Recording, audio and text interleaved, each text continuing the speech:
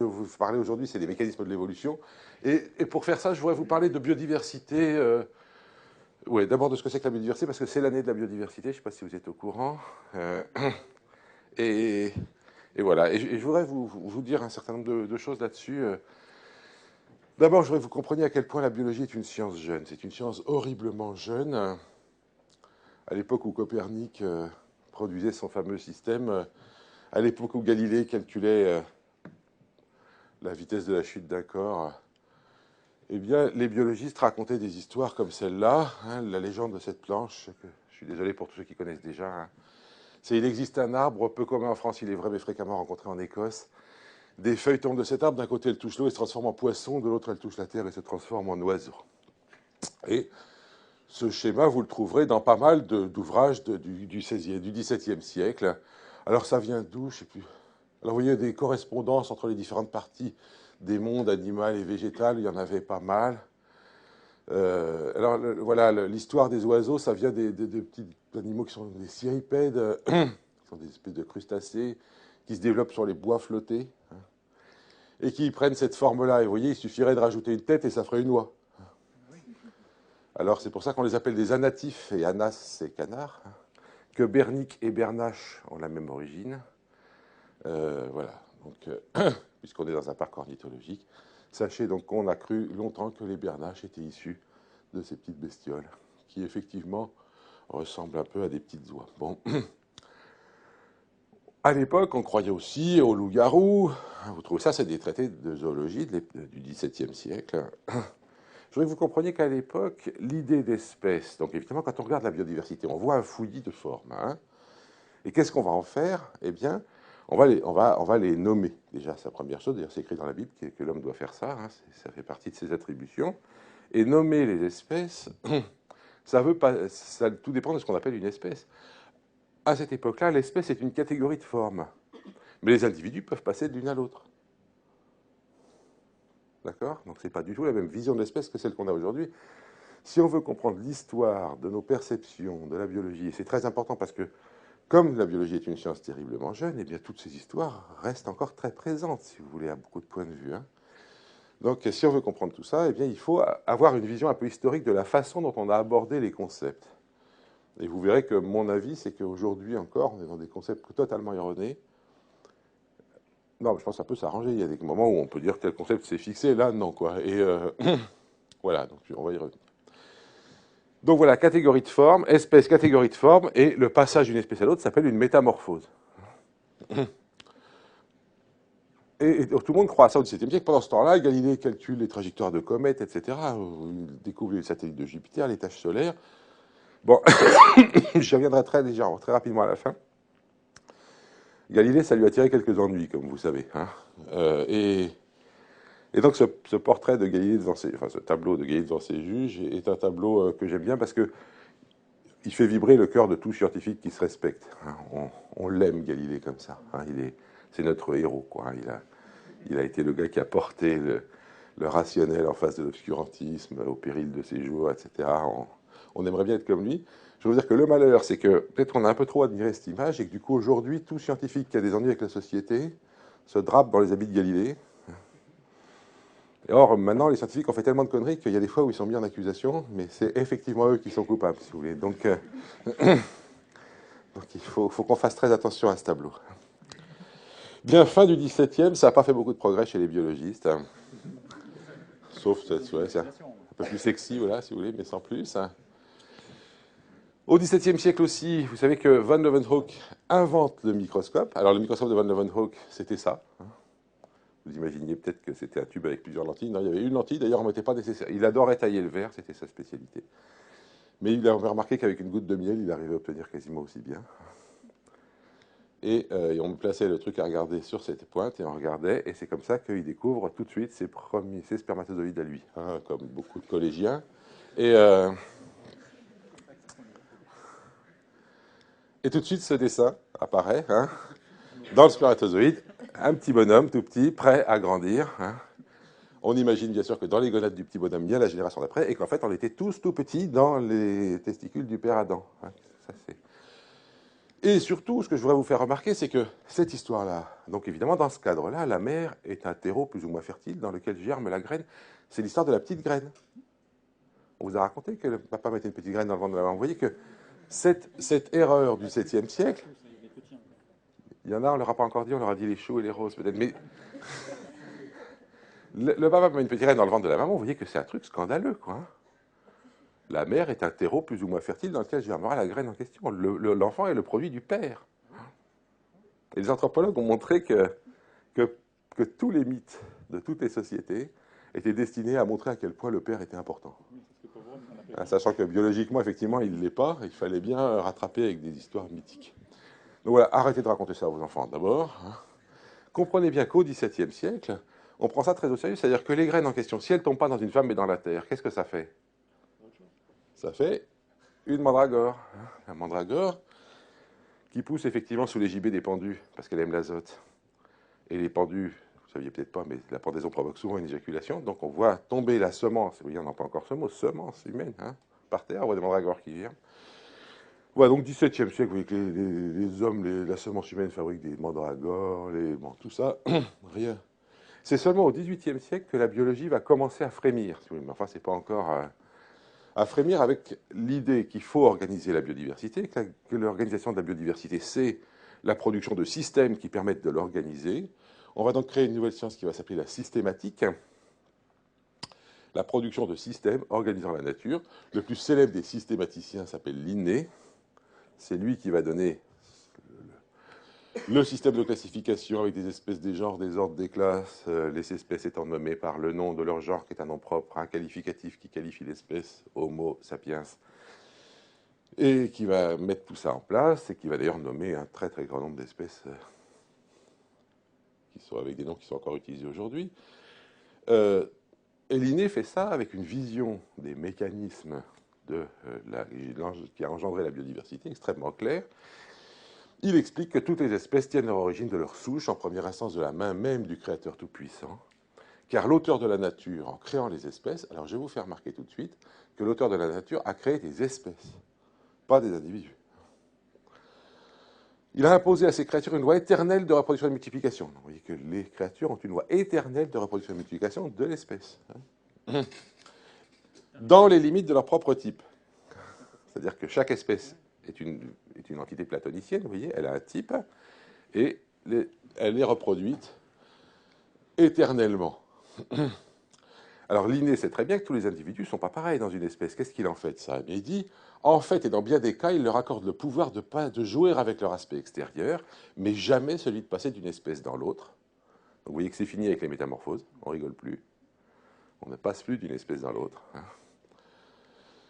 D'où les deux sortes de différences existantes entre les plantes. Tout étant la différence vraie, la diversité née de la massage du Tout-Puissant. Vous voyez que pour Linné, la biodiversité, c'est la diversité née de la masse du Tout-Puissant, c'est-à-dire la diversité des espèces.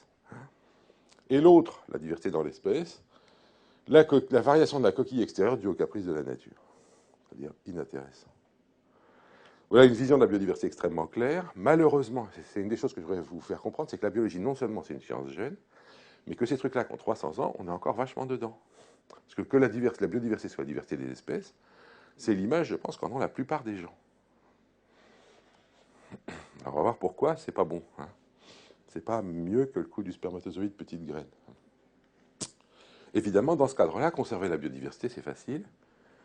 Vous prenez un couple de chaque espèce, vous les mettez dans un bateau, et tout va bien. Alors aujourd'hui, on sait que ça marche pas. On sait que ça marche pas parce que avec un couple, ils vont faire des descendants, mais il faudra que les descendants se croisent entre eux avec leurs parents. C'est pas un problème de morale, c'est un problème de génétique.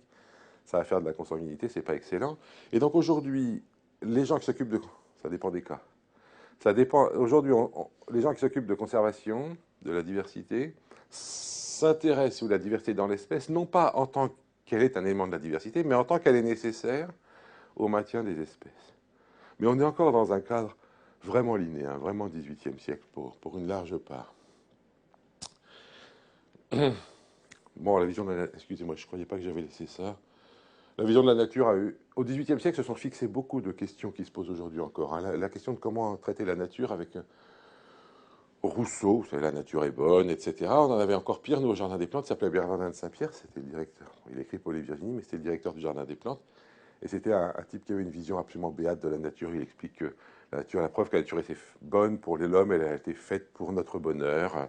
Il y a des fruits qui ont été faits pour notre bouche, comme la cerise et la fraise, d'autres faits pour notre main, comme la pomme et l'orange, et d'autres qui sont faits pour être mangés en famille, comme le melon, qui a des dessins de tranches pour ça, et même d'autres pour inviter les voisins, comme la citrouille. Donc, Et la banane? la banane, je sais. À côté de ça, au XVIIIe siècle, il y a des gens comme Buffon qui ont une toute autre vision de la nature. Hein. Buffon déteste la nature sauvage. J'ai pas le temps de vous lire ce texte vraiment en entier, mais hein, il dit, voyez ces tristes contrées où l'homme n'a jamais résidé. Alors il va décrire le haut, le bas et le milieu. Bon, je vais très vite, hein, mais dans les parties élevées des arbres sans écorce et sensible, courbés, rompus, tombant de vétusté, qui tombent pour pourrir sur des monceaux déjà pourris, etc. La nature paraît ici dans sa décrépitude. Hein, c'est qu'un espace encombré traversé de vieux arbres chargés de plantes parasites, de lichens, d'agarics, fruits impurs, de la corruption. Voilà pour le haut. Le bas, des eaux mortes et croupissantes, faute d'être conduites et dirigées, qui ne nourrissent que des insectes vénéneux et servent de repère aux animaux immondes. Entre le haut et le bas, il y a des espèces de landes avec des mauvaises herbes et dures épineuses qui forment une bourre grossière, c'est affreux. L'homme, obligé de suivre les sentiers de la bête farouche, hein, rebrousse chemin et dit « La nature brute est hideuse et mourante. Voilà. C'est moi qui peux la rendre agréable et vivante. Mettons le feu à cette bourre superflue, achevons de détruire avec le fer ce que le feu n'aura pu consumer. Bientôt, au lieu du jour du nénuphar dont le crapaud composait son venin, on aura des troupeaux, le bœuf va sillonner la terre, une nature nouvelle va sortir de nos mains. Quelle est belle cette nature cultivée. » Vous voyez que ce débat, hein, il n'est pas d'aujourd'hui. Hein. C'est le XVIIIe siècle. Hein, ça.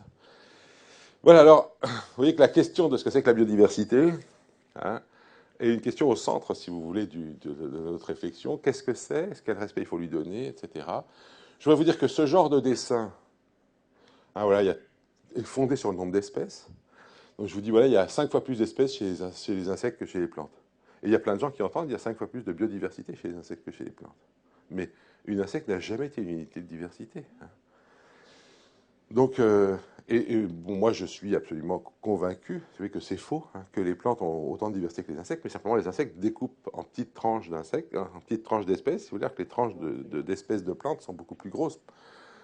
Entre deux plantes d'une même espèce, il peut y avoir beaucoup plus de différence qu'entre deux insectes d'une même espèce. Alors, je ne vous parle pas des bactéries, je laisse les spécialistes vous en parler à ce moment-là. Je voudrais que vous voyez que les métamorphoses, donc on va dire que ça n'existe plus au XVIIIe siècle, au sens d'Ovide jusqu'au XVIe.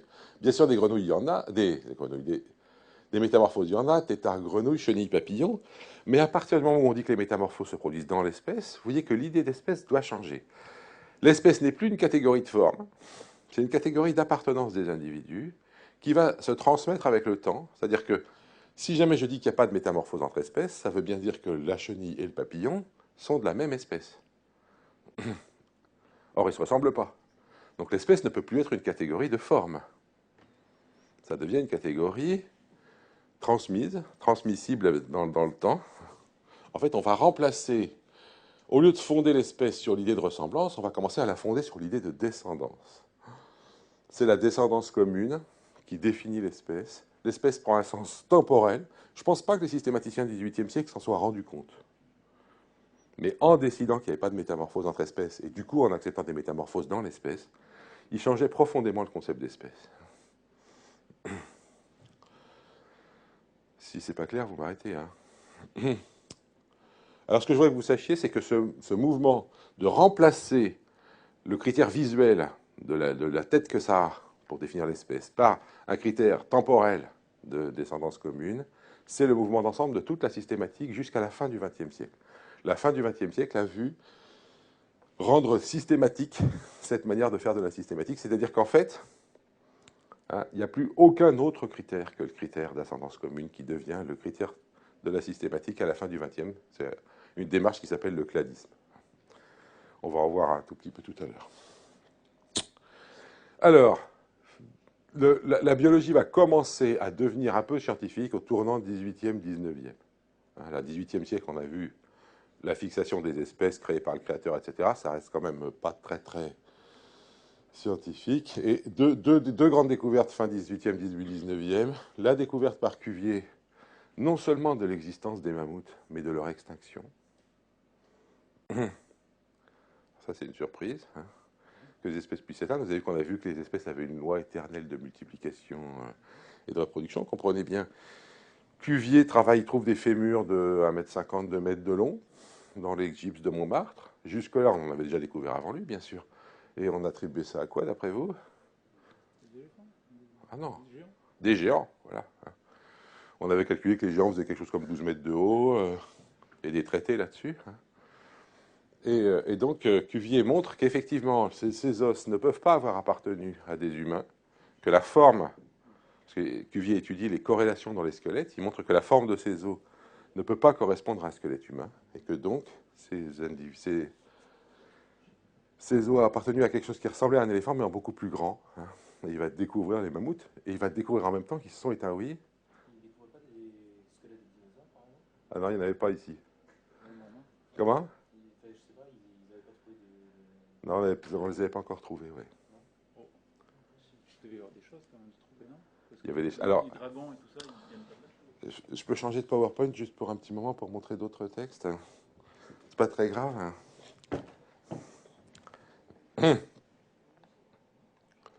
Hop. Oui, il est celui-là.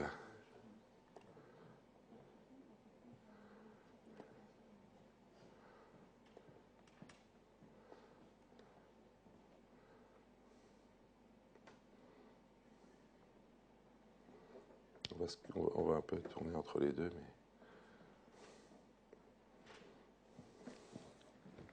mais...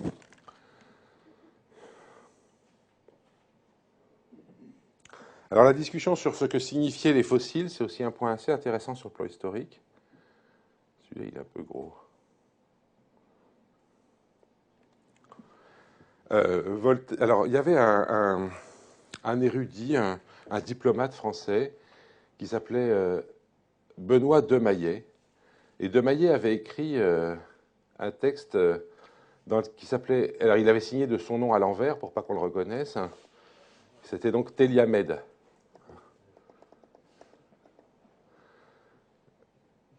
Allez. Si je fais ça, ça repart de là. Hein. Donc Téliamède, c'était un livre, une cosmogonie qui expliquait comment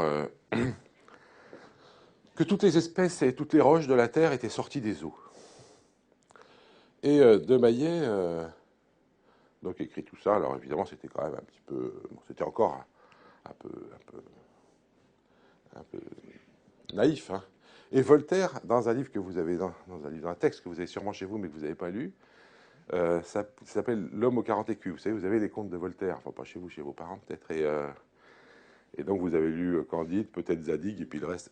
Alors, L'homme aux 40 écus, c'est celui qui traite de la biologie de son époque. Et il y a dedans un endroit où il se moque de Demaillet. Et donc de Téliamède. Alors il dit, voilà, c'est un truc un petit chapitre qui s'appelle Vieille nouvelle douleur causée par les nouveaux systèmes. Téliamède m'a appris que les montagnes et les hommes sont produits par les eaux de la mer. Il y a eu d'abord alors il se moque de lui, hein, il y a d'abord des hommes marins qui ensuite devinrent amphibies. J'étais encore tout plein des métamorphoses d'Ovide. Et d'un livre où il était démontré que la race des hommes était bâtarde d'une race de babouins, j'aimais autant descendre d'un poisson que d'un singe. Alors le coup des babouins, je ne sais pas d'où ça vient. Mais ce que je voudrais que vous voyez, ce qui est très important, c'est vraiment un exemple typique de ce qu'on appelle un obstacle épistémologique. Au XVIIIe siècle, on a compris que les métamorphoses, ça n'existait pas. Et donc, on va un peu trop loin et on décide que les espèces sont totalement fixes. Et donc, le type qui dit les espèces se sont transformées au cours du temps, on le renvoie à la haute antiquité et à Ovide, en disant ça va, on sait que c'est pas vrai. Ça, c'est assez typique hein, des problèmes de mouvement de balancier en science, où vous avez tout peut arriver, paf, plus rien peut arriver. Et après, pour revenir à une vision où ça pourra changer un petit peu, il va falloir un peu de travail. Dans la suite du texte, d'ailleurs, est assez rigolo, parce que, justement, il invente un dialogue, hein, Voltaire, entre Téliamède et lui, et Téliamède lui dit, vous n'avez pas vu le phalin de Touraine, donc un endroit où il y a plein de petites coquilles dans la mer. Alors, la question de savoir qu'est-ce que c'est qu'un fossile se posait à l'époque. Et Voltaire répond, je doute que ce soit des coquilles de mer, il se pourrait bien que ce ne fût qu'une mine de petites pierres calcaires qui prennent aisément la forme de fragments de coquilles, comme il y a des pierres qui sont figurées en langue et qui ne sont point des langues. en étoiles et qui ne sont point des astres. Alors ça, c'est des fragments de tiges de crinoïdes. Hein.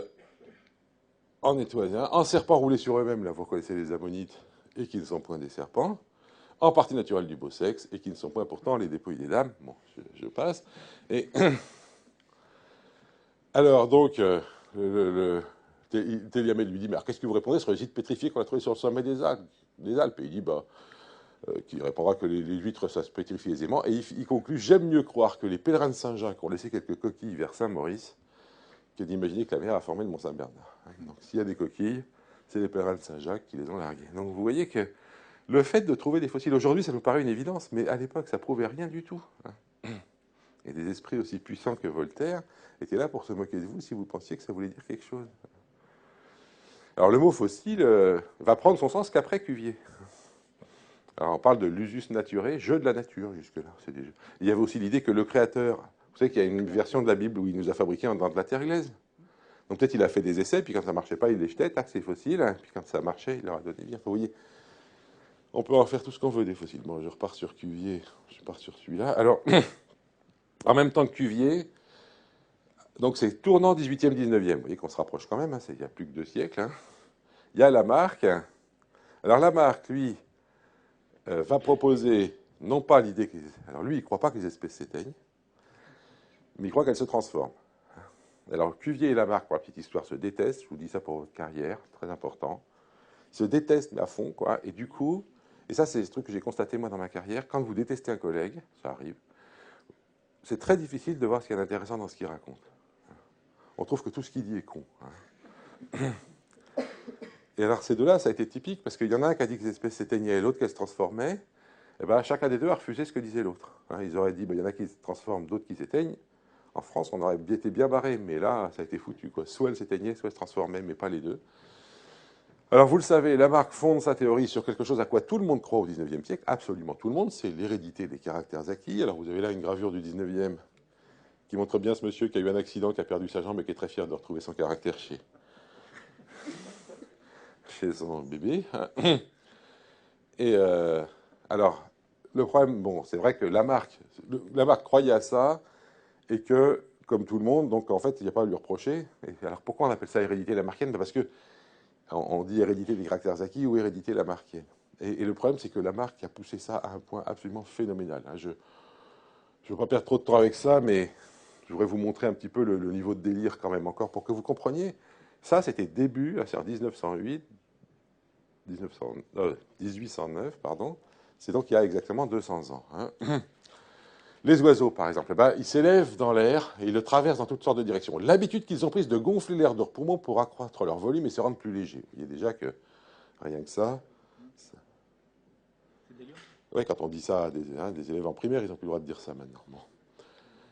Ça a fait contracter à cet organe une adhérence aux parties latérales et a mis l'air qui était retenu et raréfié par la chaleur du lieu dans le cas de percer le poumon et les enveloppes environnantes. Donc c'est l'air qui perce les poumons.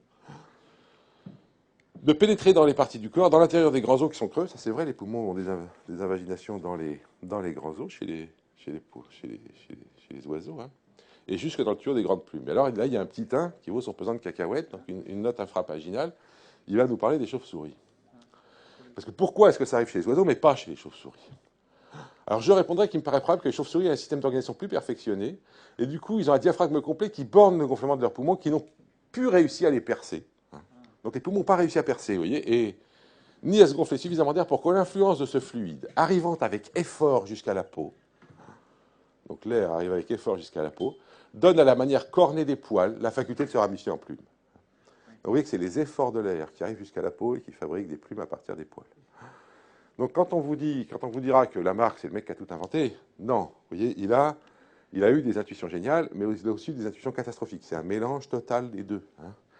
Il ne devait pas être très rigolo, hein. Il n'arrête pas de parler d'efforts. Ouais. C'est très dommage parce que ça, c'était vérifiable. Ben oui, d'ailleurs, ma position, c'est de dire que la première théorie scientifique en biologie, c'est la théorie de Lamarck, et elle était scientifique, elle était donc réfutable au sens popérien du terme, et donc elle a été réfutée. Oui, mais donc, il aurait pu faire lui. Il y a autre chose à faire, il y a beaucoup de travail. Je coupe des jambes à des pères et je leur demande de faire des enfants. Ah non, ça ne marche pas. Non, ça, c'est seulement 1883 que Weissmann fera ça. Non, il n'y a pas de manip, hein, c'est que des observations. Pareil avec les bestioles, ils nous expliquent que ceux-là, ils ont des dents qui sont bien pour manger de l'herbe, mais incapables de se battre. Alors comment ils font pour se battre? Eh bien, ils dirigent la tête les uns vers les autres. Et dans leurs accès de colère, qui sont fréquents surtout entre les mâles, leur sentiment intérieur, par ces efforts, oui, toujours l'idée d'effort, hein, dirige plus fortement les fluides vers cette partie de leur tête, et il s'y fait une sécrétion de matière cornée et de matière osseuse, qui donne lieu à la protubérance solide, de là l'origine des cornes. Ah oui, c'est le sentiment intérieur par ces efforts qui fait pousser les cornes. Donc, ça, c'était pas facile à vérifier. Hein. Enfin, bon. Tout le monde connaît donc les efforts que fait cet individu pour manger des feuilles en haut, et du coup, ça fait des descendants avec un coup plus long. Donc, voilà, toujours c'est l'effort chez la marque, hein, et c'est comme ça que se constitue. Mais ceci dit, la marque a... Bon, ça c'est la girafe, je passe. La marque va faire plusieurs trucs quand même vraiment intéressants. Premièrement, il va placer l'homme complètement dans le système. Il va montrer comment un singe peut devenir un homme par ses mécanismes à lui. Hein. Mais sincèrement, ce qu'écrit Lamarck, ça ressemble énormément à ce qu'écrivent les paléoanthropologues du XXe siècle jusqu'à il y a 10 ans. Vous lisez Coppens ou vous lisez Lamarck, c'est à peu près la même chose. D'ailleurs, non, mais Coppens s'est explicitement déclaré lamarckien et anti-darwinien jusqu'à il y a très peu de temps. D'ailleurs, il ne disait pas Darwin, il disait Darwin. Voilà, donc vous voyez, si une race quelconque de pas de quadrumane, surtout la plus perfectionnée, perdait la nécessité des circonstances ou par quelque autre cause d'habitude de grimper aux arbres, ben, paf, il se fabriquerait des pieds, il se relèverait, etc. Bon. Je passe sur l'homme. Un autre truc très intéressant qui est passé inaperçu, c'est que Lamarck dit que les espèces constantes n'existent pas, et il dit maintenant je suis convaincu que je suis dans l'erreur à cet égard et qu'il n'y a dans la nature que des individus. Je pense que ça, le tournant du 19e, 20e siècle sur ce plan-là est fondamental. On passe de la vision espèce centrée à l'individu individu centré. Il n'existe dans la nature que des individus. Et du coup, l'espèce change de sens. Le nom d'espèce est une collection d'individus. Bon, c'est pas grave, après, hein, après, il va y rajouter des trucs à sa sauce, mais l'idée de présenter l'espèce non pas comme l'entité créée par le créateur et qui est reproduite à travers l'activité des individus, mais comme une collection d'individus qui se trouvent avoir des caractéristiques communes, si vous voulez, ça c'est important. Lamarck, ah mince, j'ai pas les photos, c'est pas grave. Là, comment ça se fait? Ah oui. Oui, du coup, j'ai un truc qui me manque. C'était juste avant, alors.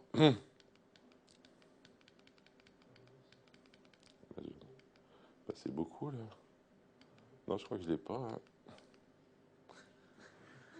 Ça, c'était pour discuter des difficultés avec l'espèce. Ah, voilà, c'est ça. Toute l'idée de la diversité jusque-là était fondée sur l'idée de la chaîne des êtres. Hein. Depuis des non-êtres jusqu'à l'être parfait, les minéraux comme non-êtres, les dieux comme êtres parfaits, entre les deux, les plantes, les animaux, les femmes, les hommes, les démons, les anges et Dieu. Hein.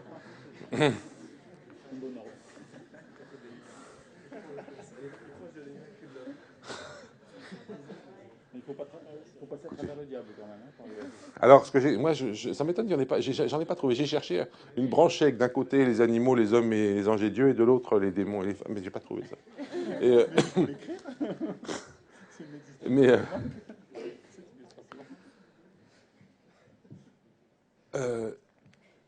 bon, alors évidemment, vous pouvez après raffiner. Vous voyez les mousses, les plantes, les anémones, les mollusques, les crustacés, les poissons, les grenouilles, etc. C'est très difficile de sortir ça de la tête.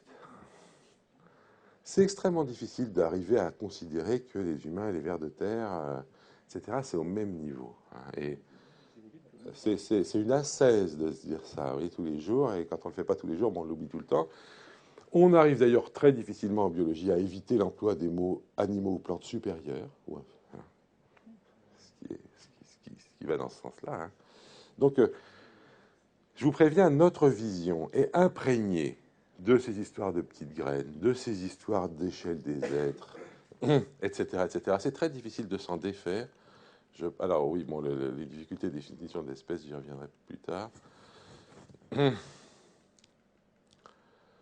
Donc Lamarck, lui, croyait à l'échelle des êtres, mais alors c'était un truc assez spécial, puisque il va commencer à la rendre branchée, on dirait aujourd'hui, hein, rameuse, comme il dit. Donc vous voyez que des vers aux mammifères, eh bien, c'est plus une chaîne linéaire, mais une chaîne qui branche. Ici, là, il y a des événements, des circonstances de la vie qui peuvent faire qu'on va vers les insectes ou qu'on va vers les vers. Si on est allé du côté des mollusques, eh bien, on va devenir un poisson, mais après, hop, on peut devenir un oiseau ou un amphibie, et si on devient un amphibien, Et si on est un amphibien, ben, on peut devenir un mammifère, etc. Alors, j'insiste vraiment sur cette chaîne des êtres. Comprenez bien que jusqu'à il y a donc assez peu de temps, tout le monde adhérait à ça. Celle-là, elle est déjà un peu plus complexe que les autres. Chez Lamarck, et là on va toucher au sujet même de cette semaine, pour tous ces organismes sont des organismes existants actuellement. Comment est-ce qu'il peut y avoir à la fois des insectes, des vers, des poissons, des amphibiens, alors que tout le monde parcourt cette chaîne, évidemment avec des branchements? Alors l'idée de Lamarck, c'est qu'il y a de la génération spontanée tous les jours. Donc tous les jours se fabriquent de nouvelles formes. Et une fois que ces formes sont là, on appelle ça le modèle de l'escalier mécanique, hop, elles partent vers un degré de composition croissante, comme il dit. C'est-à-dire que quand apparaît une forme de vie, elle est toute petite, elle n'est pas visible, elle est là, et instantanément, elle va commencer à parcourir cette chaîne. Donc vous voyez que pourquoi est-ce qu'il y a des vers en même temps que des mammifères? Qu'est-ce qui fait la différence entre un ver et nous actuellement? Voilà, le ver est arrivé il y a moins longtemps, il n'a pas encore eu le temps de devenir aussi bien que nous. D'accord? C'est bouddhique. Ouais, on peut le voir comme ça. Donc vous voyez que de la chaîne des êtres jusqu'à Lamarck, l'idée qu'il y a des formes supérieures et des formes inférieures est parfaitement légitime. Voilà, donc il dit qu'il forme une série rameuse, irrégulièrement graduée. Bien, donc Lamarck refuse l'idée d'extinction, mais propose l'idée de transformation. Cuvier propose l'idée de transformation, mais pas d'extinction. Et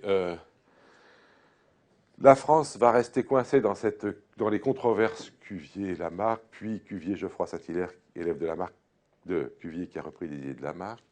Et en fait, c'est foutu. La France perd pied dans ces domaines. Le leadership passe à la Grande-Bretagne. Alors, donc effectivement, c'est Darwin qui va proposer la première théorie construite en biologie et non réfutée. Donc c'est pour ça que je dis que moi que la biologie en tant que science a 150 ans. Alors la question de savoir si jamais Darwin est équivalent à Galilée ou à Copernic, il y a des historiens qui en discutent. Il y en a même qui disent qu'il est équivalent de Einstein, sauf qu'on n'a pas eu Galilée avant, ce qui pose un problème. Mais bon, Alors qu'est-ce qu'il va proposer? Le problème de Darwin, c'est qu'il a proposé tellement de trucs en même temps que c'est très difficile de dire ce que c'est que la théorie darwinienne, parce que c'est plein de choses en même temps. Alors il y a quand même deux grands principes sur lesquels je voudrais insister. C'est le principe de sélection naturelle. La sélection naturelle est un mécanisme assez complexe qui est constitué de trois éléments. L'élément de reproduction, avec un problème de traduction assez épineux qu'on a, parce que les Français disent que les individus se reproduisent. Alors c'est une connerie sans nom. Un individu ne s'est jamais reproduit. C'est clair pour vous, ça? Même si vous clonez, ça ne sera pas vous l'autre. Donc évidemment qu'un individu ne se reproduit pas. Les Anglais ont une expression beaucoup plus subtile. Ils disent « The individuals reproduce their own kind ». Alors les individus reproduisent leur propre sorte. Vous voyez que ça ne marche pas en français. Donc on va continuer à employer l'expression « se reproduire », mais en faisant bien attention au fait que cette expression est fausse. Et qu'elle... Vous pouvez proposer un nouveau terme. Ouais, je vous le proposerai après, ouais. Mais ça demande un léger anachronisme, donc je ne peux pas traduire Darwin comme ça. Reproduction, donc. Mais la production des descendants, la reproduction, induit une certaine variation. Ça, Darwin le constate en situation naturelle comme en situation artificielle, c'est-à-dire dans les fermes, là où on élève des animaux. Et il ne l'explique pas pleinement, mais il constate qu'il y a une variation. Et il va imaginer que la nature opère un choix parmi ces variations. C'est-à-dire que certains individus, du fait qu'ils ne sont pas tous pareils, que certains individus vont être mieux armés pour survivre dans le milieu tel qu'il est, pour survivre et pour laisser des descendants. Alors, si ça se passe, et que ce choix décide de qui va se reproduire, eh bien on voit que ce processus répété de nombreuses fois correspond exactement au processus qu'emploient les éleveurs ou les horticulteurs pour modifier les formes vivantes qu'ils gèrent, que ce soit des races de chiens, des races de chevaux, des races de pigeons ou des races de blé ou de fleurs ornementales. Et donc, manifestement, ce processus amène à des changements. Il a amené à des changements importants au cours des temps humains, puisque on voit bien quand même que les races de chiens sont fortement divergentes simplement par ce processus. Et donc il dit, si jamais, rien que au cours de son histoire, l'homme a réussi à faire tout ça à des chiens, qu'est-ce que la nature a pu faire avec les temps énormes dont elle a disposé? Dire qu'il y a des temps énormes, c'est quand même aussi relativement nouveau, parce que, je ne sais pas si vous êtes au courant, mais jusqu'à la Renaissance, on a calculé l'âge de la Terre, on a calculé que la Terre avait été créée 4004 ans avant Jésus-Christ. C'est pas dur, hein, vous ajoutez les âges d'Adam et Ève au moment où ils font leurs enfants, Caïn et Abel, etc. Vous continuez et vous arrivez à la naissance du Christ, 4004 ans. Bon, il y a quelques périodes un peu floues, heureusement qu'il y a Mathusalem et compagnie, mais bon. Alors évidemment, ça n'aurait pas suffi. Ça, ouais, je pense que c'est important que vous connaissiez ces petites anecdotes. Donc effectivement, Buffon va travailler sur l'âge de la Terre et va commencer à parler de centaines de milliers d'années, officieusement, de plusieurs dizaines de milliers d'années, officiellement dans un livre qui s'appelle Les âges de la Terre. Et la Sorbonne va condamner Buffon immédiatement. Et Buffon va dire que si jamais, dans ce qu'il a dit, il y a quoi que ce soit d'incompatible avec les Saintes Écritures, il faut l'enlever tout de suite de son livre. Ce qui veut dire qu'il faut enlever tout le livre. Et il va dire à des amis, je préfère être couché que pendu. Cet homme avait des intuitions extraordinaires puisqu'il a eu la bonne idée de mourir en mai 1789. Sinon, je ne vous dis pas ce qui lui serait arrivé. Alors, donc,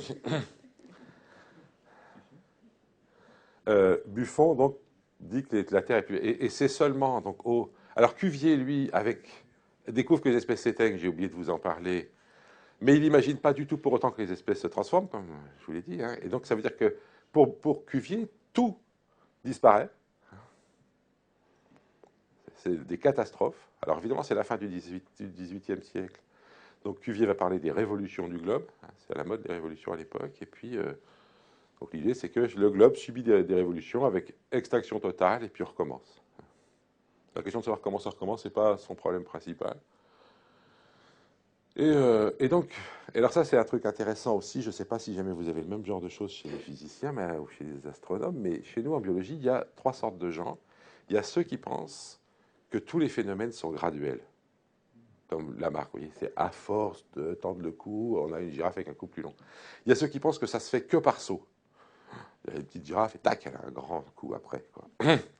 Ou alors, Cuvier, hein, il y a une création, tout disparaît, on en refait une autre. Et puis la troisième catégorie, ceux qui s'en foutent. Et d'ailleurs, c'est assez rigolo parce que les trois ne se comprennent pas. Hein. En particulier, les troisièmes ne comprennent pas pourquoi les autres sont tellement acharnés à se battre pour savoir si jamais c'est... Bon, d'accord, des fois ça va vite, des fois ça va pas vite, et alors? Exactement. Bah oui, bon, c'est la troisième catégorie, ça. Je sais pas, mais c'est pas grave. Non, il y a des gens qui veulent... Gould, par exemple, était typiquement un homme qui voulait du discontinu. Darwin était un homme qui aimait le continu. Quand vous les lisez, vous voyez quoi, ils y tiennent. Hein. Voilà, donc Cuvier, catastrophe. Et après Cuvier en Angleterre, donc contemporain un petit peu l'aîné et le mentor d'ailleurs au départ de Darwin, c'est Lyell, donc un géologue dont vous avez dû apprendre un certain nombre de principes, puisque c'est lui qui va introduire le principe qu'on appelle le principe d'actualisme, ou principe, c'est actualisme qu'on dit aujourd'hui en géologie. Il y a l'idée que tous les phénomènes qui se sont passés pour constituer la Terre sont des phénomènes qui sont encore à l'œuvre aujourd'hui. Que les montagnes ne se sont pas élevées dans un grand mouvement de surrection, puis après elles restent tranquilles, mais que c'est des tremblements de terre qui progressent. C'est ça qu'on vous a appris, non, en géologie? Et on vous a dit que c'était comme ça. On vous a pas dit, oui, mais il y a aussi des trucs qui se produisent à certains moments et pas d'autres. Par exemple, des météorites qui cognent. Comment? On vous dit qu'il y a des météorites qui cognent, mais on ne vous dit pas que ça vient contredire le principe d'actualisme. Vous voyez? Le principe d'actualisme est posé comme une vérité absolue aujourd'hui, et les événements qui se sont produits et qui ne se produisent plus en ce moment sont considérés comme des trucs à part, mais on ne vient pas dire que tout compte fait, l'actualisme total, il n'est pas vrai non plus. Bon, bref. Donc Darwin, lui, hérite de cette vision de Lyell de la géologie, et en particulier, les géologues de l'époque avaient considérablement allongé l'âge de la Terre.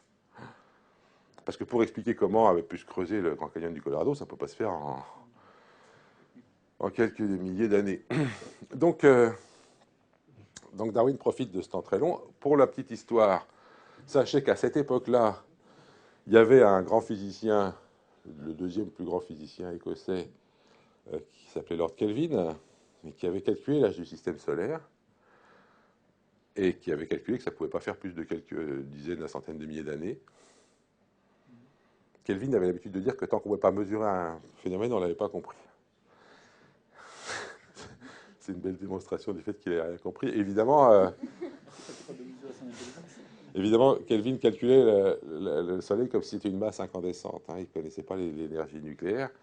Et du coup, ça ne pouvait pas marcher. Mais ce qui est remarquable, c'est qu'il il a parlé de l'extrême futilité des théories de M. Darwin. Ça, c'est les rapports habituels entre physiciens et biologistes. Hein. Les physiciens font une connerie, du coup, les trucs des biologistes ne marchent plus, crac, et ils ne se posent pas la question de savoir qui s'est trompé. Voilà. Donc, première théorie, la sélection naturelle de Darwin, qui, au cours du temps, progressivement, va modifier les espèces. J'insiste sur le point que la sélection naturelle, c'est une sélection dans l'espèce, une petite histoire très pédagogique que raconte Richard Dawkins. Richard Dawkins, c'est un grand vulgarisateur de la biologie anglais qui a un peu pété les plombs ces derniers temps, mais enfin bon, hein, qu'il a décidé que pour défendre l'évolution, maintenant il fallait qu'il décide qu'il démontre scientifiquement que Dieu n'existait pas. Je ne suis pas sûr que ça soit très utile, mais bon. En tout cas, il raconte une histoire très pédagogique. C'est deux petits dinosaures qui se promènent, et puis tout d'un coup arrive un T-Rex. Alors les petits dinosaures se mettent à courir comme des dératés pour échapper au T-Rex. Le T-Rex les poursuit, et un des petits dinosaures dit à l'autre, c'est complètement con qu'on court comme ça, de toute façon il n'y a aucune chance qu'on court plus vite que le T-Rex. Et l'autre lui répond, mais moi je m'en fous de courir plus vite que le T-Rex. Je veux courir plus vite que toi. Hein.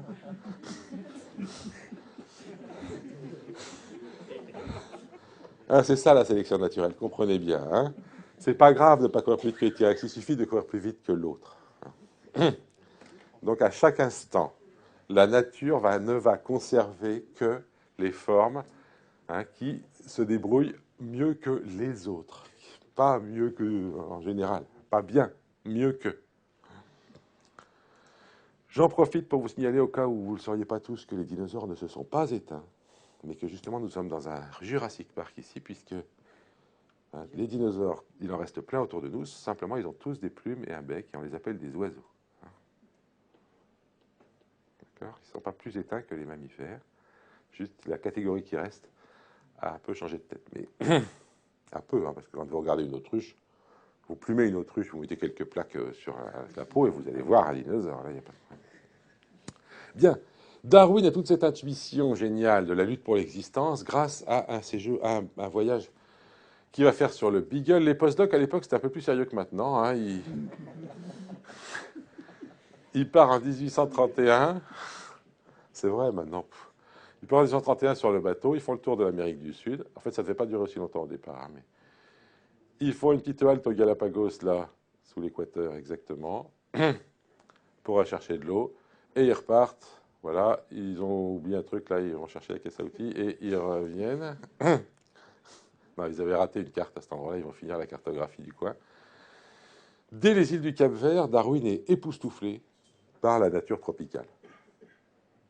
Et comprenez bien qu'entre l'Angleterre, policée, et puis le fouillis tropical, il y a un monde, évidemment. Et il découvre des plantes qui poussent les unes sur les autres. Quand vous allez dans ces milieux-là, vous voyez des plantes avec des orchidées qui poussent sur les plantes, et puis des machins qui poussent sur les orchidées qui poussent sur les plantes, etc. On voit bien qu'il n'y a pas de place pour tout le monde. L'idée qu'il faut une lutte sans merci pour avoir sa place au soleil dans ces milieux-là, elle est évidente. Donc vous voyez, l'idée de la reproduction, bon ça, il n'y a pas besoin. Hein. L'idée de la variation, ça c'est intéressant. Parce que c'est quand même en rupture totale avec ce qu'a dit Linné sur le fait que les variations de la coquille extérieure dues au caprice de la nature, hein, cette fois.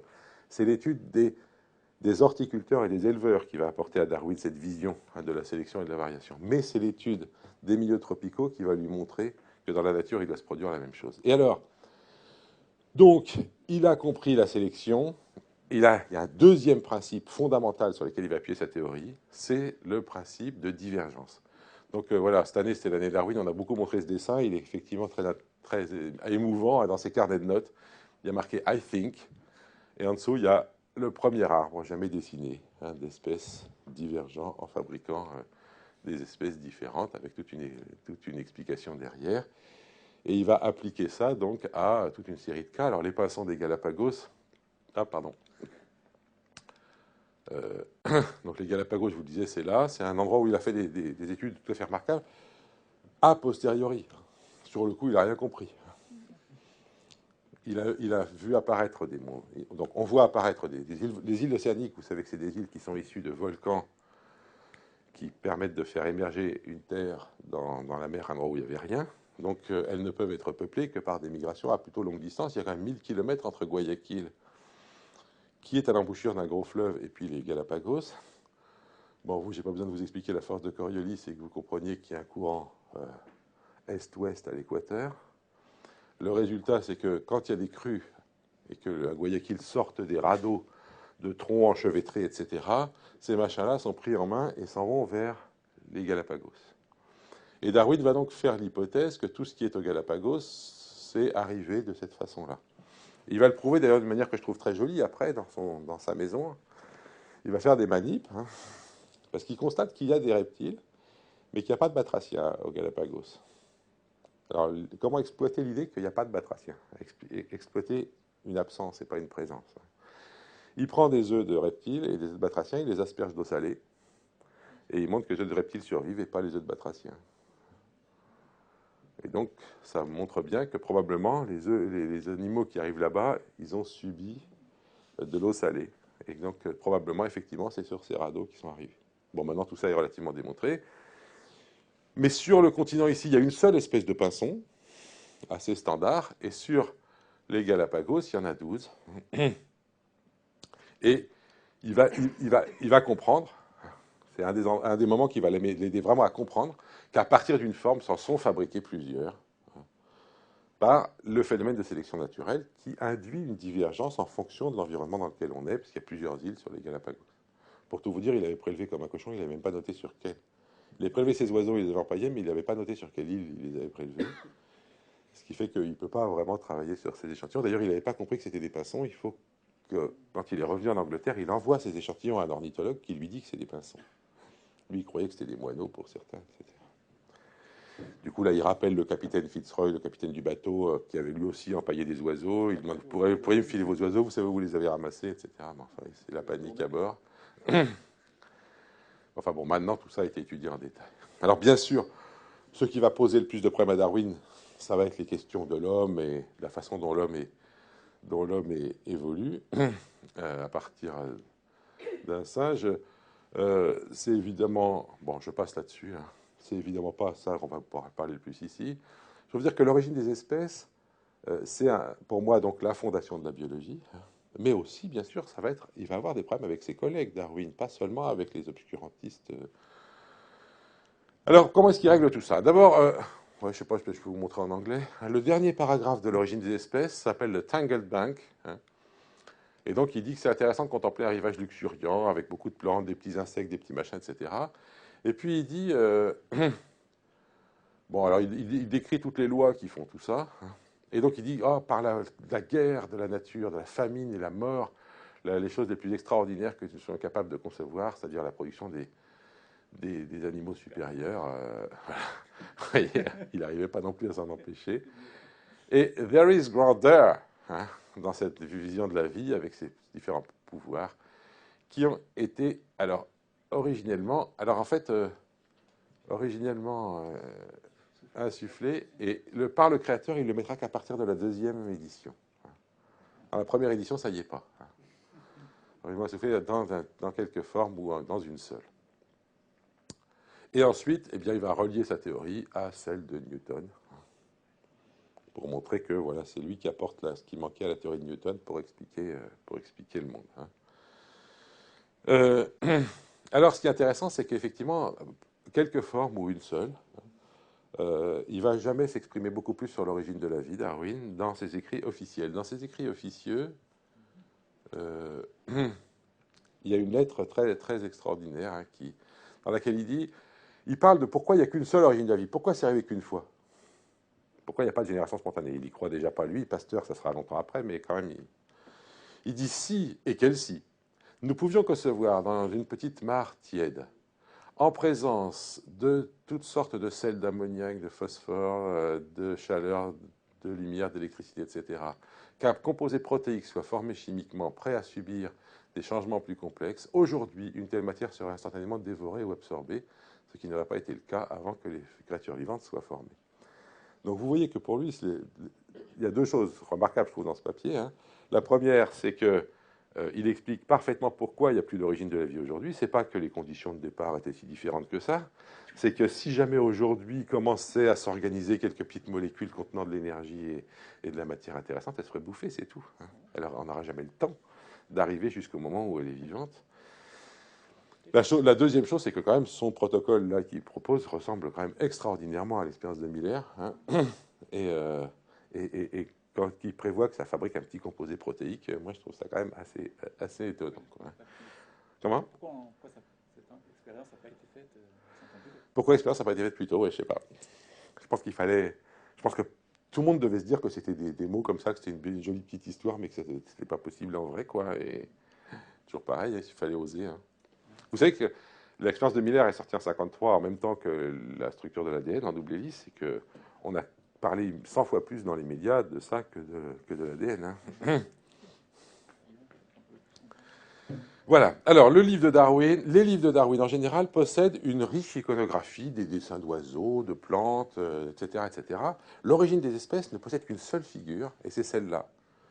Et je voudrais que vous la connaissiez par cœur. Je voudrais vous dire que c'est ça la base de la biologie moderne. Et que c'est ça la biodiversité. C'est-à-dire que, qu'est-ce qu'il nous raconte ? Alors, il va être commenté pendant une quarantaine de pages dans son livre à des endroits différents. À chaque instant, alors donc il discrétise le temps est en vertical. Hein. À chaque instant, pour pouvoir en discuter, il donne des barres horizontales qui lui permettent de discuter de ce qui se passe à chaque pas de temps. Et apparaissent différentes formes, et ces différentes formes, la plupart vont s'éteindre, mais certaines vont rester. Parmi celles qui restent, en général, c'est plutôt les plus divergentes qui restent, parce qu'elles sont moins en compétition les unes avec les autres. Donc l'axe horizontal, c'est une espèce de divergence morpho-écologique. Évidemment, il y en a qui ne bougent pas, et qui s'éteignent, d'autres qui ne bougent pas et qui ne s'éteignent pas. C'est la Kant, si vous voulez. Hein. Bon. Et puis, il y en a plein qui s'éteignent à tous les niveaux. Il y en a qui s'éteignent tout de suite. La plupart des formes nouvelles qui apparaissent s'éteignent tout de suite. Il y en a qui durent un petit moment puis qui s'éteignent plus tard, etc. Mais globalement, ce schéma, alors, premièrement, fonctionne à toutes les échelles. Donc, vous pouvez dire ça, c'est des individus différents qui vont laisser des descendants ou pas, etc. Vous pouvez dire que c'est des variétés, des espèces, des sous-espèces, des genres. Hein. À toutes les échelles de la biodiversité. C'est ça le processus. Et ce processus est un processus donc, constamment dynamique. Vous voyez, alors, donc, vous voyez que l'époque actuelle est là, ça c'est ce qui se passera dans le futur, dans sa discussion. Toutes les espèces actuelles sont évidemment au même niveau. Hein, on n'est plus dans la chaîne des êtres. Hein.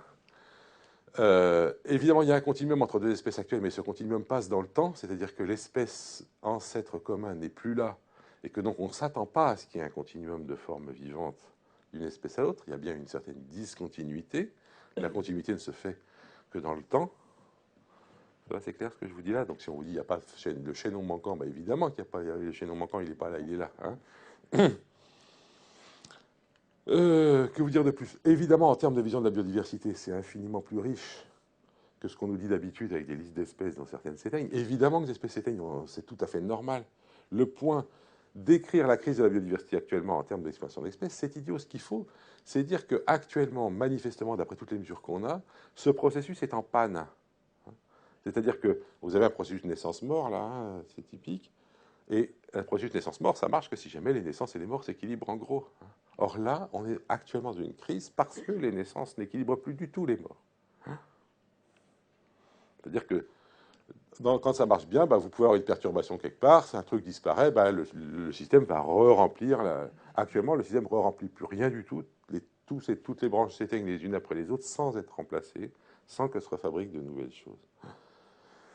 C'est ça, je pense qu'expliquer ça, c'est très important parce que, et c'est très important particulièrement vis-à-vis des gens dans le milieu politique, par exemple, qui sont intéressés par la question. Si jamais on dit à un homme politique, il y a un problème, les espèces s'éteignent. Il dit, bon, bah, montrez-moi la liste des espèces, on va voir lesquelles on peut sauver. C'est normal de dire ça. Or, évidemment, ce n'est pas ça le problème. Le problème, c'est que si ce processus est en panne, ce n'est pas en mettant au frigo tel ou tel machin qui est en train de s'éteindre qu'on va sauver le processus lui-même. Donc c'est plus compliqué, mais c'est plus intéressant, et surtout, c'est ça le vrai problème. Donc le fait de continuer à présenter la diversité sous forme de liste d'espèces, pour moi, c'est un reste du XVIIIe siècle. C'est l'inné, ces espèces créées. Une fois qu'on a compris ça, c'est ce que je vais essayer de vous montrer dans la suite, eh bien, on ne doit plus du tout voir les choses de la même façon. Alors évidemment, les arbres, il y en a eu d'autres qui ont été fabriqués, hein, tout de suite, crac, on va remettre l'homme en haut pour que tout aille mieux. Hein. Bon, vous connaissez tout ça, c'est pas la peine que j'y revienne ou il faut que j'y revienne? Oui?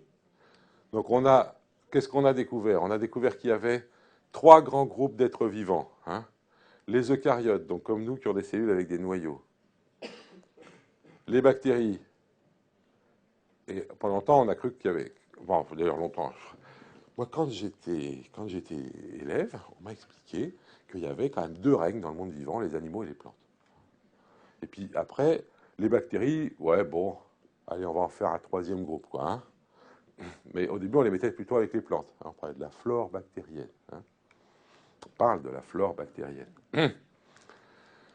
Et puis progressivement, on s'est rendu compte que c'était pas comme ça que ça avait marché, mais ça a mis très longtemps. Et alors tous les petits protistes, etc., les machins unicellulaires, eh ben, on savait pas du tout où les mettre. Alors on se discutait très longuement de savoir s'il fallait les mettre chez les animaux ou chez les plantes. Hein. Et depuis qu'on a décidé qu'on faisait la classification uniquement par rapport à la généalogie et qu'on a les moyens de faire de la généalogie, on a trouvé plein de surprises. Alors pour partir de plus près de nous, donc les animaux et les plantes, d'abord c'est juste un tout petit machin tout au bout dans la biodiversité globale. Deuxièmement, les champignons, s'il faut les mettre d'un côté, ils sont avec les champignons, ils sont avec les animaux, pas avec les plantes. Bon, petite surprise. Troisièmement, en plus des eucaryotes et des bactéries, il y a une 3e catégorie qui a été découverte qui s'appelle les archées, qui sont aussi différentes des bactéries que nous, sur le plan de leur fonctionnement physiologique, de leur constitution de base, de leur génome, etc. Évidemment, à voir, ils sont pareils puisqu'on ne les voit pas. C'est ça le problème. Non, t'es pas d'accord? Tu corrigeras. C'est pour ça que les gens me demandent souvent, c'est quoi la différence entre une archée et une bactérie? Je leur dis, ben regardez, vous ne verrez pas. Alors, le nom est un peu catastrophique. Hein. On les a trouvés d'abord dans des milieux extrêmes, très salés ou très chauds, et du coup, on a, avec le fantasme de l'origine de la Terre, on s'est dit, ça doit être des restes de l'origine de la vie. Hein. Donc on les a appelés archébactéries, on espérait que c'était les bactéries du début. Et puis bon, on s'est rendu compte que ça n'avait pas trop de sens. C'est vrai qu'il y en a plus qui vivent dans des conditions extrêmes que de bactéries, mais il y a aussi des bactéries qui vivent dans des conditions extrêmes. Et puis il y en a aussi qui vivent dans nos intestins, qui ne sont pas du tout des conditions extrêmes pour des bactéries, puisque vous devez savoir que le poids de vos fesses, c'est 40% de la bactérie. Hein. Donc, la bactérie. Voilà, et il y a 10 fois plus de bactéries dans vos intestins que vous n'avez de cellules dans votre corps. Voilà, bref. Alors, donc on a ces 3 groupes qui démarrent, qui se séparent au début de la vie. Alors quand je dis au début, non, on ne sait pas, d'ailleurs pas du tout au début. Où est le point de départ? Donc il y a eu beaucoup de discussions. Dès qu'on a trouvé ça, c'est un des Woz qui a publié ça pour la première fois. Où est le point de départ? Est-ce qu'il est là? Est-ce qu'il est là? Ou est-ce qu'il est là? Donc, vous voyez l'idée. Hein, si c'est là, ça veut dire qu'il y a eu un être originel qui avait d'un côté des bactéries et puis de l'autre quelque chose qui s'est ensuite différencié en des eucaryotes et des archées. Alors s'il est là, ben, on est parti d'un côté vers les eucaryotes et de l'autre vers quelque chose qui a donné d'une part les bactéries, d'autre part les archées. Si on est là, on est parti d'un côté vers les archées, c'était un peu l'hypothèse de début, hein, les archées seraient encore un espèce de reste du début. Et puis, mais vous voyez que c'est encore une fois, ça serait elles les inférieures, là, supérieures. Bon. Et puis, donc, vous voyez, les scientifiques sont très inventifs. On a l'impression qu'il n'y a que 3 hypothèses possibles. Et bien, paf, ils nous en ont fabriqué une 4e. Hein, l'idée, ça serait que seraient apparues d'abord les bactéries et les archées. Et que la fusion d'une bactérie et d'une archée aurait donné le premier eucaryote. Mais ça, je suppose que tu en parleras. Non? Bon, ben alors, il n'y aura personne pour en parler. Sachez donc qu'effectivement, ça vaut la coup de s'arrêter 5 minutes. Les eucaryotes sont les grands, ont l'air d'être des voleurs absolument infernaux. On dirait qu'ils n'ont jamais rien inventé, mais qu'ils ont piqué toutes les idées des bactéries au cours des temps. Donc, si vous voulez, l'idée, ça serait effectivement que vous prenez une bactérie, paf, vous l'intégrez, puis ça vous fait votre noyau, et puis tout va bien, enfin, ou votre cytoplasme, selon dans quel ordre ça se fait. Et après, même chose. Hein. Les eucaryotes, ils sont un peu nuls, ils ne savent pas respirer, ni rien du tout. Qu'est-ce qu'ils font? Ils piquent des bactéries, ils les mettent dans leur cytoplasme, et c'est elles qui vont les faire respirer. Ça s'appelle les mitochondries. Vous savez tout ça ou... Donc c'était, quand j'étais étudiant, moi c'était encore une hypothèse, l'hypothèse des mitochondries. C'est quand on a pris le génome des mitochondries et qu'on l'a étudié et qu'on a vu que dans cet arbre, il se branchait non pas là, mais là. Hein. Le génome des mitochondries, il ressemble plus à des bactéries qu'à notre génome à nous. Hein. Même chose, la photosynthèse. Hein. Je ne sais pas faire de la photosynthèse, je pique une bactérie, je la mets dans mon cytoplasme et ça fabrique. Alors ça fabrique selon soit des algues rouges, et une autre capture indépendante d'une autre bactérie va fabriquer les plantes et les algues vertes. Il y a eu 2 captures indépendantes des chloroplastes.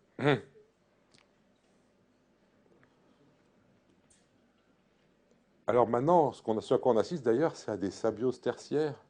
On a trouvé des limaces de mer qui mangent des petites algues et qui, au lieu de les digérer, les mettent dans leur peau et vont se mettre au soleil.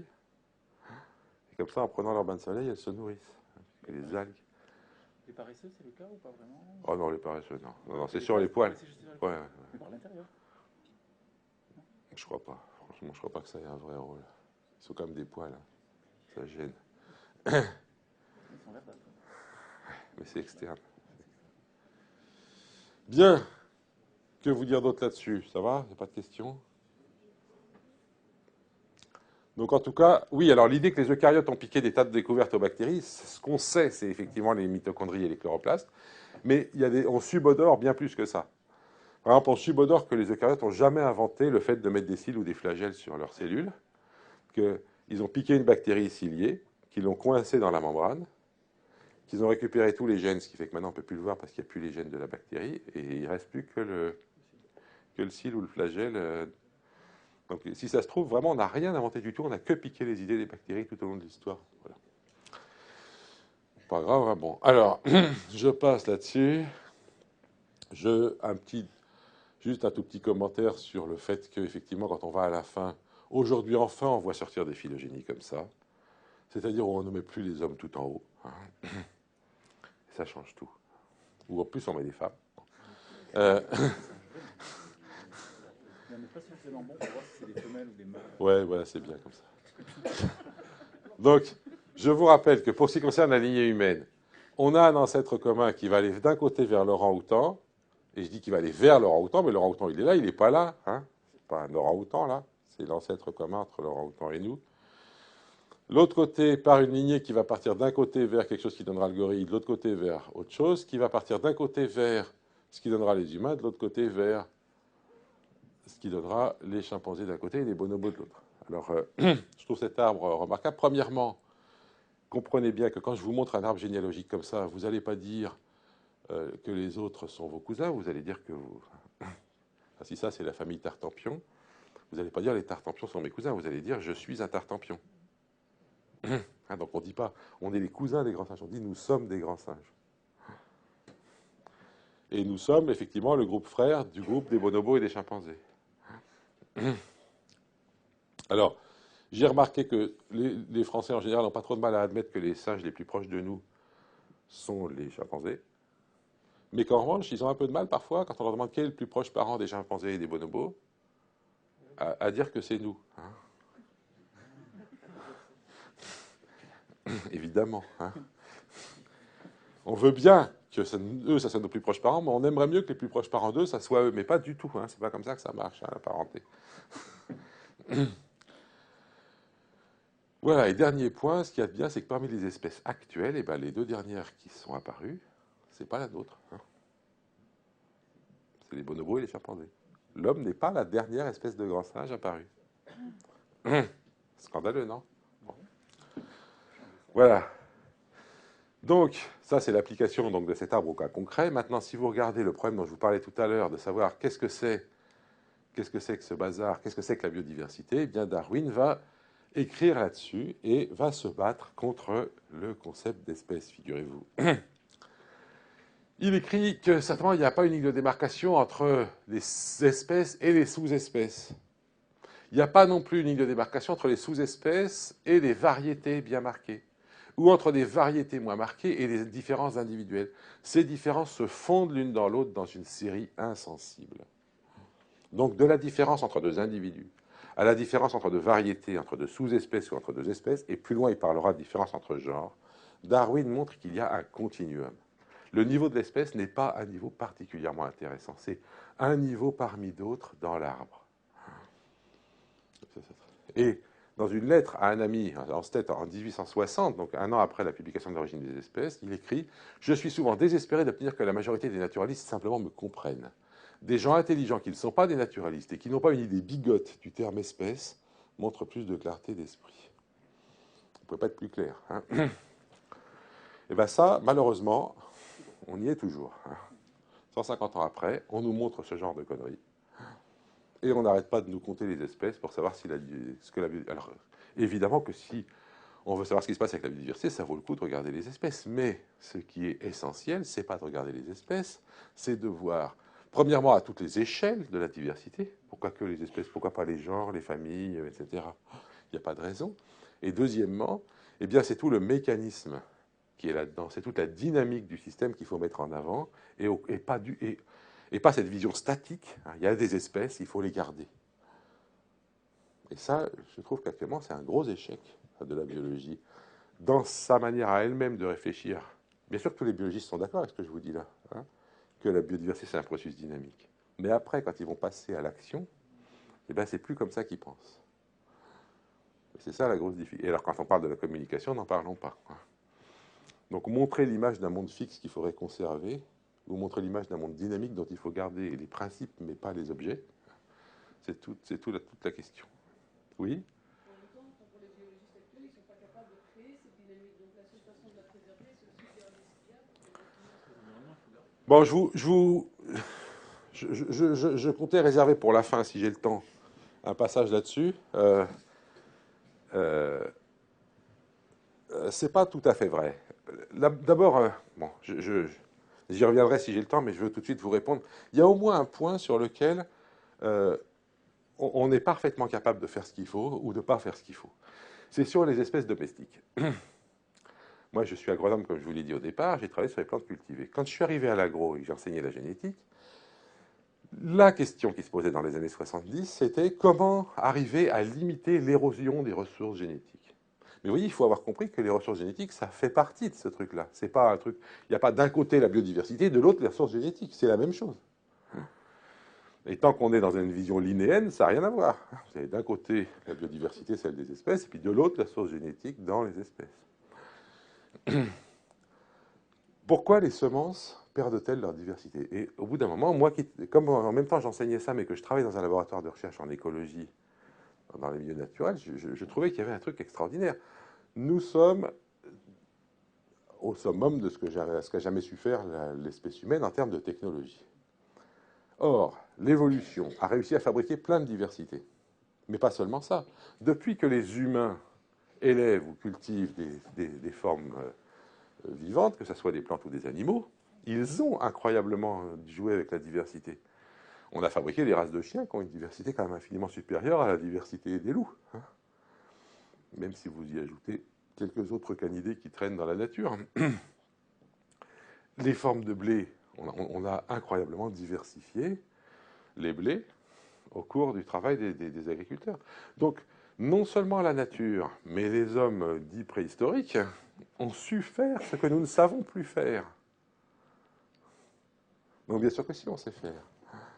On sait faire et on sait même quel est le principe pour fabriquer de la biodiversité. Maintenant, c'est vrai que ça fait pas longtemps qu'on l'a compris, il faut absolument, ça j'y reviendrai tout à l'heure, un équilibre subtil, et c'est ça qu'on ne sait pas bien définir, mais un équilibre subtil entre du local et de l'échange. Si tout est reproduit en un seul bloc, s'il n'y a qu'un seul pool génétique d'une espèce à l'échelle de l'ensemble de la Terre, il y aura assez peu de diversité. Il y en aura, mais ça va être quand même assez tamponné, ça ne va pas bouger beaucoup. Donc, pour pouvoir faire de la diversité, il faut qu'il y ait du local, de façon à ce qu'il y ait de la différenciation. C'est la divergence que Darwin a montrée. Hein. Mais il faut aussi un minimum d'échange, parce que si jamais chaque truc est complètement isolé, il va s'appauvrir tellement en interne qu'il ne sera plus capable de rien faire. C'est ce qu'ont parfaitement compris tous les agriculteurs du monde qui reproduisent leurs semences, puisque chaque année, ils reproduisent leurs semences, mais ils en échangent un peu avec les voisins. Et c'est ça qui a fabriqué toute la diversité des formes cultivées. On sait que c'est ça. Qu'est-ce qu'on fait actuellement, depuis 150 ans? On a commencé à dire que les agriculteurs ne reproduisaient plus leurs semences, qu'il y avait des semenciers pour ça et qu'ils ne le faisaient plus. Dans un premier temps, c'était déjà un peu embêtant, mais ce n'était pas catastrophique, parce qu'il y avait beaucoup de semenciers. Mais si le nombre de semenciers se réduit, vous voyez ce qui se passe? la diversité des formes cultivées, on est en train de les foutre en l'air. Et si jamais il y a des entreprises énormes, hein, tous Monsanto en tête quand on pense à ça, bien sûr, qui s'amusent à essayer de récupérer toute la diversité des semences de la planète, eh bien, ça veut dire qu'ils vont la diminuer à un point monstrueux. Et vous savez la réaction actuelle? Vous avez entendu parler de Svalbard? Bon, j'ai les photos, mais c'est après. Eh bien, on fait un grand frigo souterrain en Norvège, et on va foutre toutes les semences de la planète dedans. C'est génial. En termes de recherche, c'est très intéressant. Dans quelques centaines d'années, on aura les... Alors, dans quelques centaines d'années, on aura des graines mortes. Oui, hein, oui, comprenez mais bien. on pourra s'amuser à faire leur génétique et voir Voilà. de la paléo. Ouais, voilà, exactement. Ce qui est extraordinaire, vous voyez, c'est que vous avez des grandes boîtes de biotech qui sont en train de virer toute la diversité de la surface de la planète en la mettant au frigo sous une forme telle qu'il n'y aura que elles qui pourront s'en servir si vraiment il y en a besoin. C'est pas con. Ouais, oui. Oui, je suis assez d'accord, mais je trouve que c'est une vision assez étroite, que ce soit au niveau temporel et au niveau diversité, parce que des changements, des gros changements au niveau de la biodiversité sur Terre, il y en a déjà eu. Bien sûr, il y a eu des crises. Bon, effectivement, ça va nous changer et on va plus voir la même chose, c'est vrai, mais le mécanisme il est en marche. Et Alors, je suis pas... changer 3 espèces de plantes et les mettre. Enfin, il y a autre chose que les plantes. Non, mais moi, je vous parle des plantes parce que c'est le secteur sur lequel je travaille le plus. Et que je vois qu'on sait ce qu'il faudrait faire, qu'on fait le contraire. Et ça, c'est un truc très intéressant. Je pense que c'est une caractéristique du XXe siècle et du XXIe, elle n'a pas l'air d'être mieux partie. C'est que les guerres de 14, de 39, 40, etc., elles ont été annoncées. Tout le monde savait ce qu'il ne fallait pas faire pour que ça arrive, et ça a été fait quand même. Les climats, on est en train de partir sur la même chose. La biodiversité, même chose. Quand tu dis c'est déjà arrivé, moi, il y a plein de choses qui sont arrivées sur Terre que je n'ai pas du tout envie de vivre. Oui, et de dire que le mécanisme va s'arrêter et que...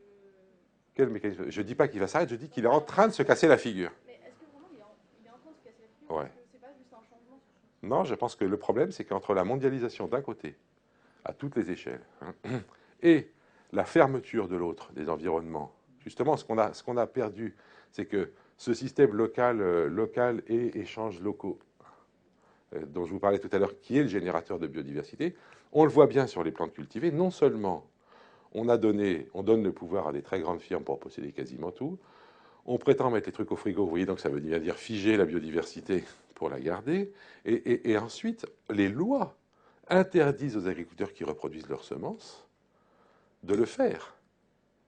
Parce qu'aucune semence qui n'est pas inscrite au catalogue officiel des semences n'a le droit d'être commercialisée en France. Et un échange de semences entre deux agriculteurs est considéré comme une commercialisation.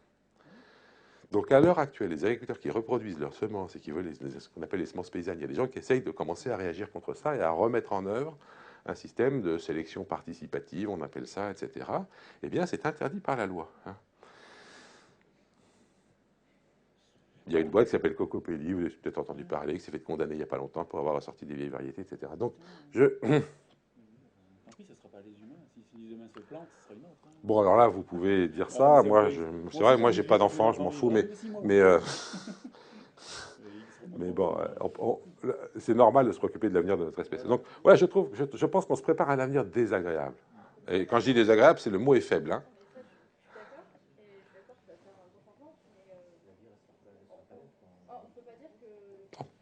J'ai aucune inquiétude sur l'existence de la vie sur Terre, moi. Alors là.